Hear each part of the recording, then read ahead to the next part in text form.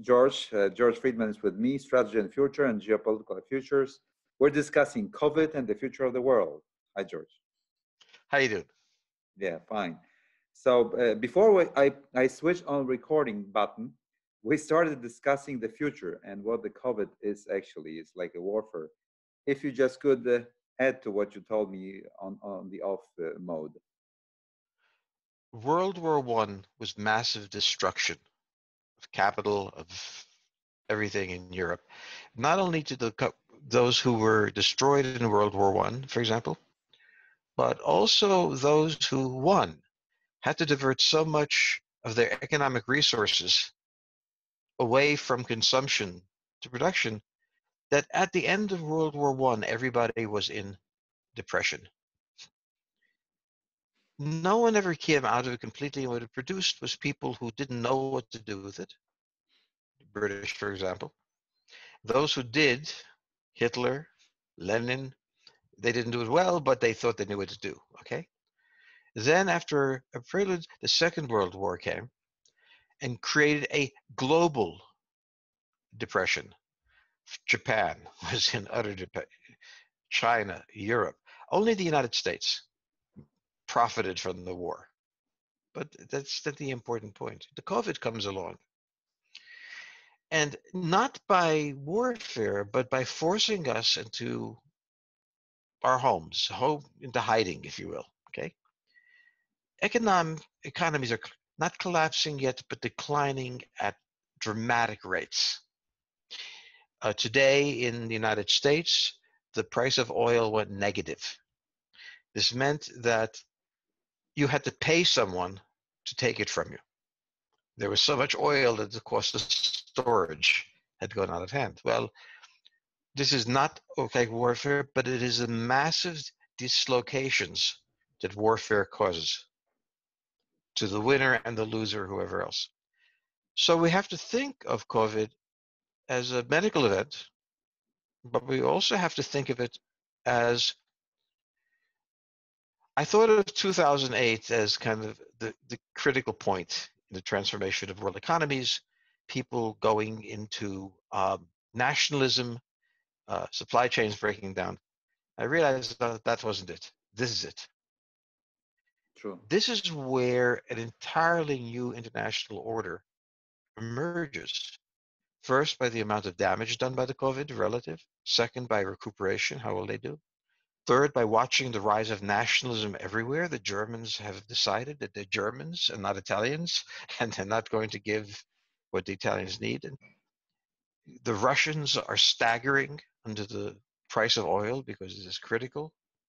China is pretending not to be as badly hurt as it was. The entire world political order is shifting, including a massive, maybe recession, maybe depression in the United States. And what is the center of gravity? Because what is the tool? What is the measure? How should we calculate the time to mitigate the medical crisis? You mentioned the decline of the economy. What is the inflection point? What is the point where there is no return in a way? Well, there's always a return. It's just a generation. So let's talk about the difference in recession and depression. A recession is basically a financial event. It's a part of the business cycle, and it moves the economy and takes out weak elements, and then it recovers. And it's a normal thing. It's unpainful.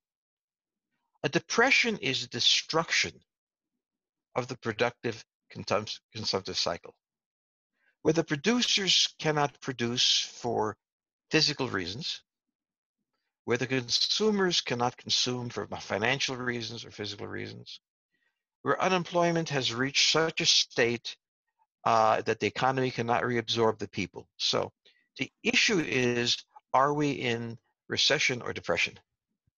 To which the answer in the United States, at least, is we're still in recession, but don't push, because very quickly the supply chain, which is very complex and rooted in China in many cases, can become unmanageable. In one scenario, in 2 or 3 years, we recover. In the other scenario, as of the Great Depression, a generation is lost, trapped in hopelessness and helplessness. And this is when figures like Hitler or Mussolini or Lenin can arise. Explain to them that this war was caused by such and such, and you're suffering from this disease, and these are the people who are to blame, and let's move on. So there is no solution for these, but those who pretend they can solve it become very powerful. And that's where danger really comes in that political sphere. I'm also of the opinion, based on what you're saying, is that also the international order usually tends to be at a critical point, not exactly when there is a rising power and a declining power, but when there is the inflection point that all parties involved and also the middle powers do not know where the trajectory will take them. That was Well, exactly prior to 1914. So then they misjudge the situation and miscalculate their actions. And that might create chaos and also military confrontation. the primary problem was they did not understand the state of the military. They thought of war in a Napoleonic sense. They didn't understand that war had become different, and they didn't adjust to it. In World War II, the players understood that war had changed. They were either taught the lesson at Pearl Harbor in the American case, they had learned it beforehand in the German case. But what was interesting was that the victors were those who learned the fastest, who understood what had happened the fastest. In this particular case, it's not a war. What have we learned? Well, we have learned at least this much, that first, we are highly vulnerable to something we didn't anticipate. And two, an interesting question that will arise. Many died from the virus, but the death rate was perhaps 2-3% of those affected. I don't know what the number is. The government policies in all countries, it didn't matter what happened to the economy. It didn't happen. There's only one goal: making sure everyone was safe. In war, there's calculated risk. You know that you can't do it. In this case, there was no calculated risk. The Hippocratic Oath, do no harm. Now, this is important, and there's a military aspect to think about this. We have to develop a vaccine and medicines for this. The timeline of the medical system and the timeline of the economic system are completely out of whack. The doctors say, well, in a year and a half, we can have something. And the answer is, well, in a year and a half, we'll own your house. Now, there's something that's interesting that's happening in the United States. That there's a place called Fort Detrick, which is where biological research takes place by the Americans. It's in Frederick, Maryland, and it's a place where the primary focus has been on defending against biological attacks. Suddenly you see Fort Detrick involved in contracts with Gilead and all of the medical companies that are engaged in research. And with this, now we go from do no harm to carefully qualified risk. So, for example, a vaccine has been tested on 2 American soldiers. I'm sure they volunteered. They were very happy to volunteer. The point was, it worked. So when we think of the military, we think of calculated risk and time urgency. We think of the medical profession, both of those are alien. The Americans have added, and it's not clear to me, and I don't need to know, Fort Detrick into the equation, and suddenly we're moving ahead. So one of the things we're learning is, okay, as in war, you have dangers, And every act you take is dangerous, but not doing anything is the most dangerous. So the medical has to shift its gear. Now, in the United States, we're suddenly seeing all sorts of things that were not going to be possible for a long time being tested. We'll see how it works. And it's being tested with the knowledge that the person who tested on is a soldier. He takes a risk. You know, that's what they do. Have you seen any change like that going in Europe in the medical research areas? Of course, I have no access to some classified information regarding that, but I would doubt about the efficiency of the European institutions doing that because of many, not only vested interests, but also all those rights, and also because of the attitude. I think that the last 30 years of the liberal West, especially in Europe, accustomed people to thinking that what they can demand from the politicians, the sort of the strategy of annihilation, absolute annihilation of risk. So the politicians are culpable of any danger that materialized because they should have been annihilated the risk. When I think about the history of humanity, it has always been a calculated risk approach, and that drove us forward. We invented, we explored, we embarked on the world ocean revolution. Uh, Usually, and often, after the great wars or during the great wars or during the great turmoil or revolutions or pandemia that was happening. I'm also of the opinion, and I think that this will be a long-lasting impact of this pandemia. That in competition between U.S. and China, we will go to the new heights, to the new domains where this competition will be taking place, because people would want to explore new domains, new economies, and military involved with these new economies. And over the last 2 weeks, I've been thinking heavily about this acceleration of competition between US and China on the back of pandemia and this global supply chain. And I think that also the race to the outer space control will accelerate. So I started thinking about this. We discussed that before: outer space, military warfare, and also the outer space as a terrain, military terrain, with better and worse places,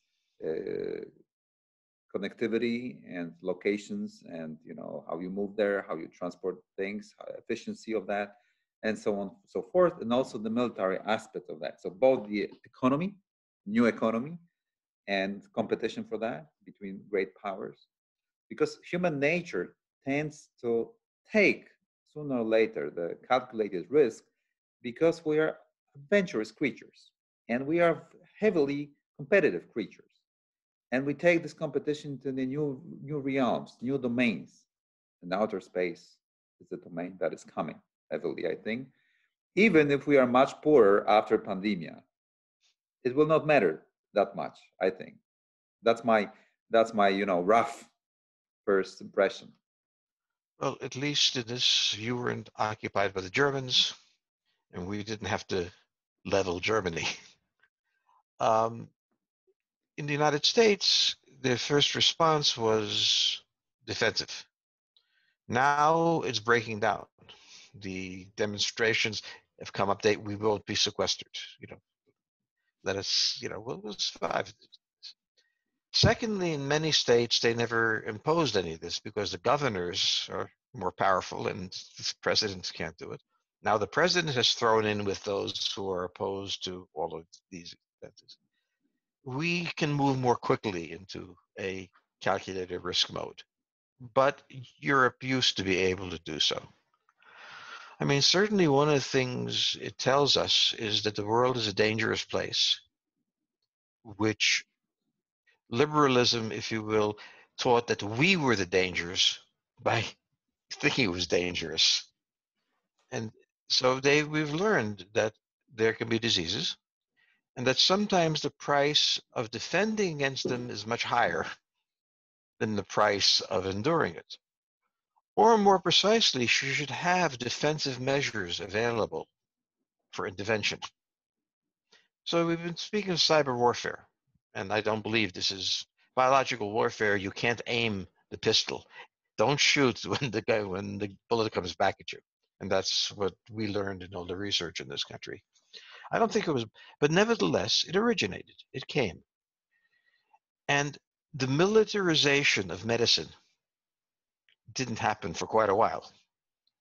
By militarization of medicine, being told, this is your mission, this is your time frame, tell us what you need, but to get going. For a very long time, it was the military. We have somebody here called Dr. Fauci, who was a very nice man, a very kind man, and we needed Curtis LeMay, you know, someone who could drive a bomber. And the two cultures met, and we are in the middle of an entente being reached between the two cultures. In this entente, the medical people realize they're not going to have a year and a half. We can't, the economy can't afford it. Get it done faster. Yes, some people will die, but they're dying now. What do you want? Okay. But also the entente between the Americans' rebellious spirits, where Americans really are. You can't tell Texans, where I live, you can't get together. I mean, you can tell them that, but they weren't listening anyway. And then they staged a demonstration with everybody standing very close together in front of the governor's mansion. So there are forces that are unraveling in the United States in both directions. There is the European force that you described. The government's job is to prevent everything bad from happening to you. And if they don't, it failed. And then we have to be absolutely committed to safety in every way. To the other side saying, I can't live this way. I'm not going to live this way. I'll take the risk. The risk is fine. Um, so I wrote once saying, look, I'm over 70. I can say this safely. I've lived a good life. I don't want to live the rest of my life hiding, and I'm concerned about my grandchildren. The only people who are going to really die are people who are sick and old. I speak for the old. I'll take the risk. Well, I got such letters back. How could you say such a thing? How could you possibly? The most precious thing is life. No, it matters what kind of life you're leading. And if the price you pay for living is a worse life there. So we in the United States are having that debate today. And the outline of it is very clear. And the Europeans used to have such debates. Of But course, my sense in all is, good times, 100 years ago or even more. Yes. yeah, it's very interesting. But I look at the polls. You were occupied by the Germans and then by the Soviets. Nothing should frighten you. There should not be fear in your culture. Of course. And Poland is more than like that than the other countries, but still. And I think we're doing fine in this pandemia, except that we observe the world changing. And increasingly, there has been an opinion that the European Union project is faltering, to put it mildly. South of Europe is openly criticizing the lack of solidarity from the North, especially the Germans, and the resentment is growing. There was no collectivization of debt. The eurozone is structurally flawed in a way that it promotes German interests, and the Germans don't want to spend a penny to support it, so to speak. And this pandemic is really tearing Europe apart. And Poles see it. The problem is that it doesn't matter that they see it because Poles always were sober about that. The problem is that we are not sure whether we have some other option on the table, except for joining the German zone of, economic zone and sail along, so to speak. Because otherwise, we there are voices here that we might not be confident about the U.S. presence in Europe. China is coming, and Russia is always here around the corner. So, what should we do? And the fascinating philosophical tension that I can see in my fellow posts is that we were dreaming a dream for the last 30 years. Really, we had a dream that after the demise of the Soviet Union, we finally arrived at the terminal point of history after the just race to the West, the liberal democracy, and finally the freedom of strategic flows, freedom of movement, of traveling, of exchange, working. This is it. This is it. That's it. And that you don't need to make policy, you don't need to make history, because the environment is making it, because the liberal principles are so fine that they are doing it by themselves. And suddenly we have a major wake up here. Actually, we've had it over the last 5 years, that this is not the end. It was just a bus stop, a nice one in a nice weather in the nice European continent. Everything was nice. The sun was shining, and now it's cloudy. And we're back to our history. And we Well, need to rise to the occasion. I wrote a book on this, where basically I warned that Europe doesn't ever change, just imagines it changes. Look, 1848 was a great moment of Europe. It was the moment when nations were declared. It was a moment when the nations that had been submerged emerged. World War II, World War I was based, relayed on these nations. It had a very different orientation. It was that these nations were weak. What I think the Europeans must understand is that you are a nation, and you may believe you're not, or something has happened, but you're a nation. And a German is not an Italian, and the German is not going to apologize for that. And the Italian is not going to apologize for being a German. And each nation must care for himself. That was the price you paid for 1848. The price that was paid for the rising was when you emerged into your nationhood, now you had to pay the price that came with that. And when the first thought becomes, who shall I ally with? You now begin the illusion again, that somewhere there's a safety that someone else will provide me, relieving me of the burden of doing it myself. You and I disagree on the danger from China, that we can always discuss. The Russians aren't coming. They can't find the keys to the tank. And the Americans, yeah, we have our interests. We're not ashamed. We are not indebted to Europe. We owe you not to harm you, but it's your business what you're going to do. But in the entire discussion of the liberals, it is always, who will protect me? Who can I go to that will protect me? And the answer is, and this Poland knows better than any nation in Europe, only Poland can protect Poland. You can have allies, you can have friends, you can go to parties, you can do everything you want. But history doesn't change. The defense of the nation is by the nation itself. And this is why Europeans called Americans cowboys, because we knew this. Because we knew that in the end there was no one we could count on. But it isn't even true for the United States because it's not in danger.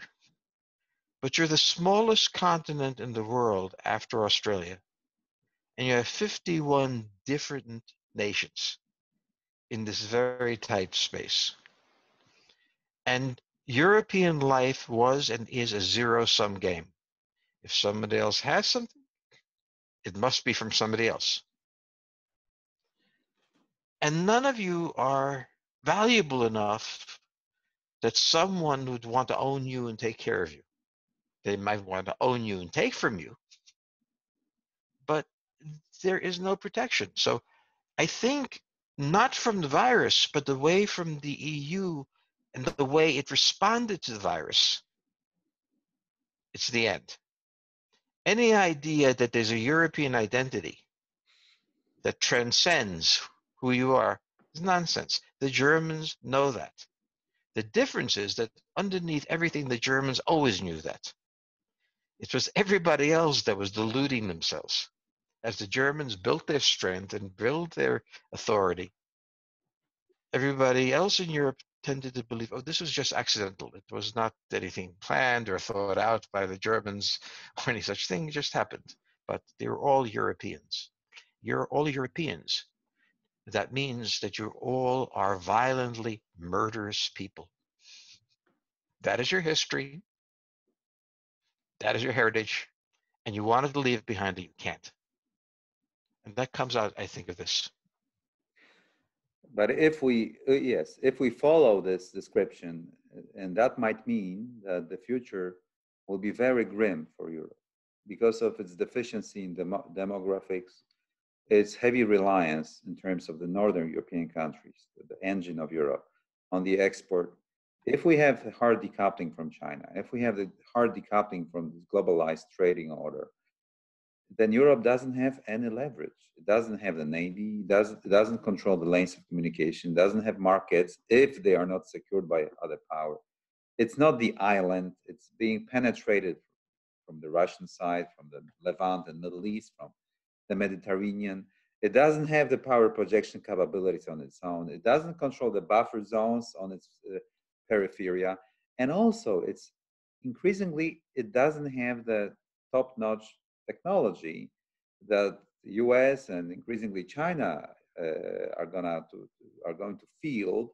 And you know, the geopolitics is one constant, in my opinion, feed for modernization. Because if you don't modernize your society and in production, your creativity, your innovation, then someone else is knocking on your door and say, okay, the game is over.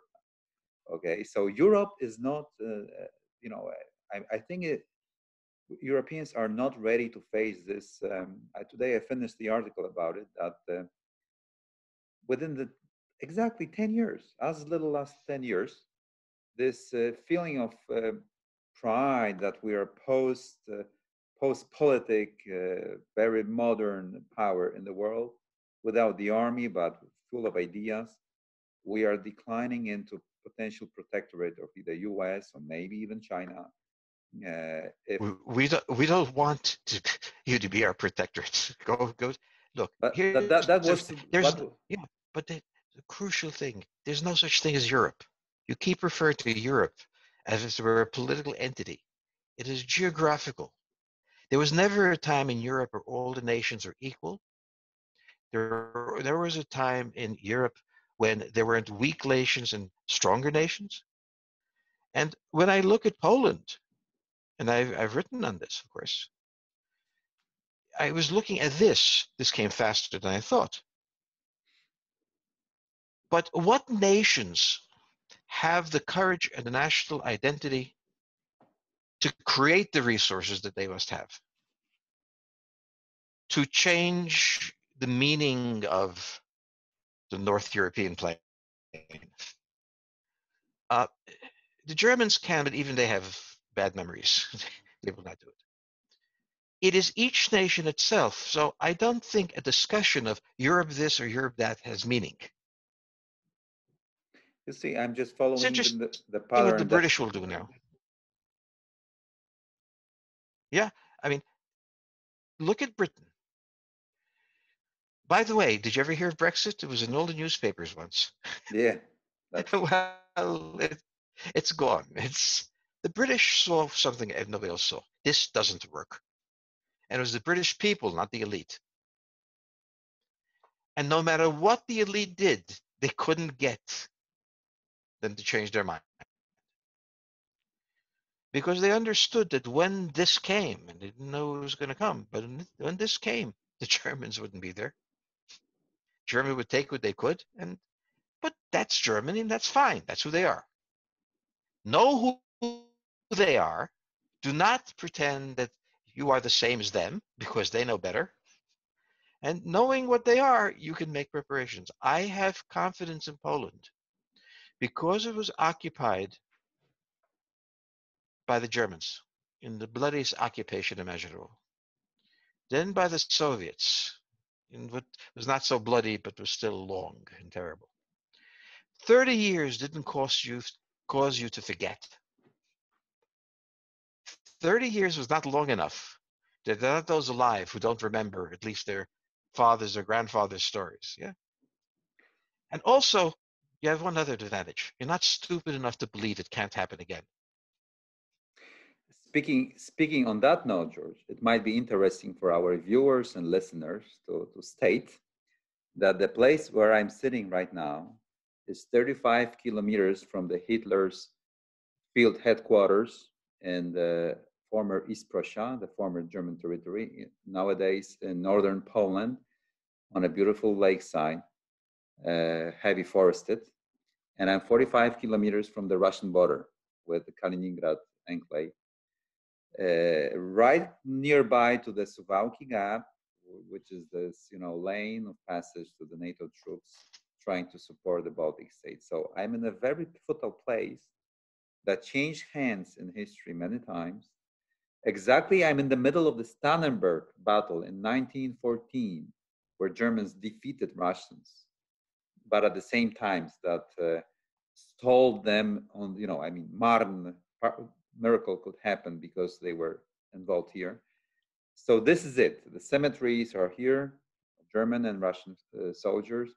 Then Napoleon marched also here, north, to face the Russian troops from Warsaw in the winter campaign of 1806-07.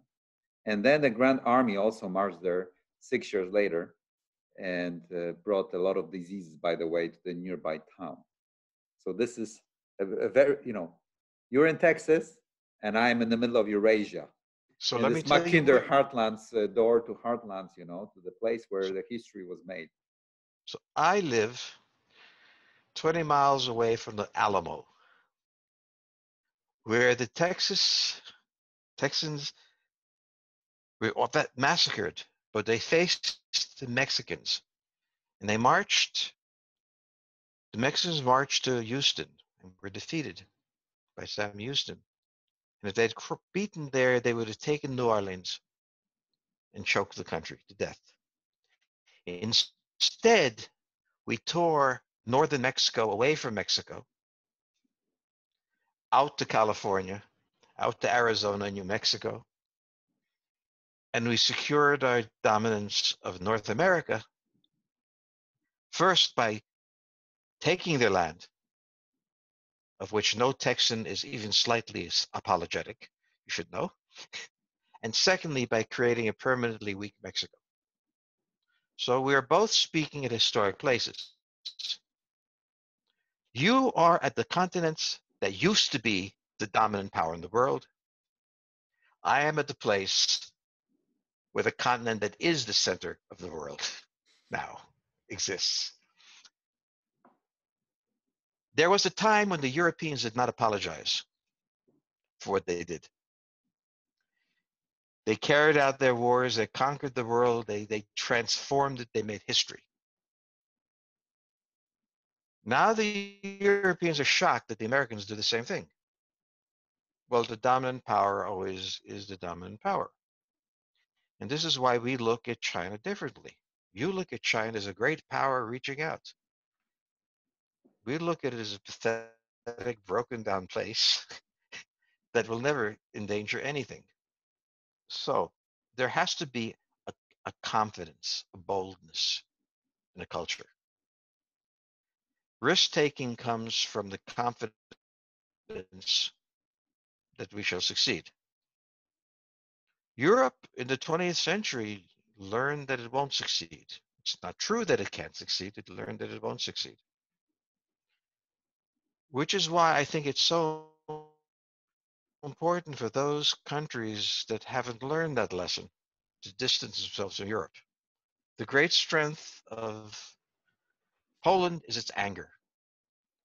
The anger at what happened to them, the anger at those who didn't stop it. As the Jews say, never again. This is Poland's possibility. Now, to do that, you have to look at the disintegration of Europe and say, not who will protect us now. Say simply, well, I don't know who's going to take care of Belgium, but I'm going to take care of Poland. Poland was a great power once. It believes it's not possible. And I believed when I wrote this that it was inevitable. So what will happen is you are no longer comfortable in the EU. Nobody, no Pole can rationally be comfortable. Most Poles are waiting. Wait till it goes back the way it was. It's going to go back. Everything will be the same. It won't. This moment will never let it be the same again. And at a certain point, the Poles will have to face history, which they want to escape from, but they can't.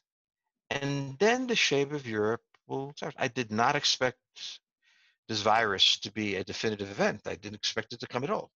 But I never thought that the European Union could survive. I never thought that the nations were gone or that the Germans would help the Italians because I saw them not help the Greeks. So the lesson to Poland, and I mean, this is my profound belief. When Poland comes to realize that no one takes care of Poland as well as a Pole can, and then it starts building, it is in the geographic position. We talk about the geography of space, which is very important. But I see no reason why Poland can't be a space power. Poland simply has to have the confidence. I live in a place called Hayes County. Hayes was named after the founder of the Texas Rangers, which if you've ever saw the movies, didn't do nearly as much as the movie show. He came here. There was nothing but Indians. There was nothing but anything. He took the land. He made it his own. It's not a question of should he or shouldn't he. What else could he do? And this is, I see this as a moment where Poland in particular, and in a crazy way, my Hungary is also doing it, but it's hard to understand exactly how. But this is the moment for Poland to have the one thing that it showed all through the 20th century, courage. Yeah, for sure, the world is changing. We're not sure which direction it will evolve. You Yes. haven't decided yet which way it will evolve. That's Oh, the point. that's the You're waiting. stance I should have. I understand. Well, this is the difference between Europe in the 19th century and Europe today. Europe did not say in the 19th century, I don't know which way it will go. They said, we're taking it this way. And this psychological break, which is so small and so enormous, will Belgium take this? No, it's not even a country. Okay. Will the Italians? They had their moment 2,000 years ago. Behind and there's no country. The only countries that will do this are in the East. They're the Serbs, the Croats. They've never forgotten any of this. However, Poland is special because of its size, but it's the same history. So never ask, we don't know which way it's going. I haven't decided yet where to take it. It's a good moment to end it now and promise our viewers that we are going to continue this debate, especially that the world events are accelerating the change, and the change is always existent, but some moments are making it even faster. So thank you, George. And I understand we're promising our viewers that we'll repeat this sort of session, remote session from Eurasia across the Atlantic to Texas. So thank you.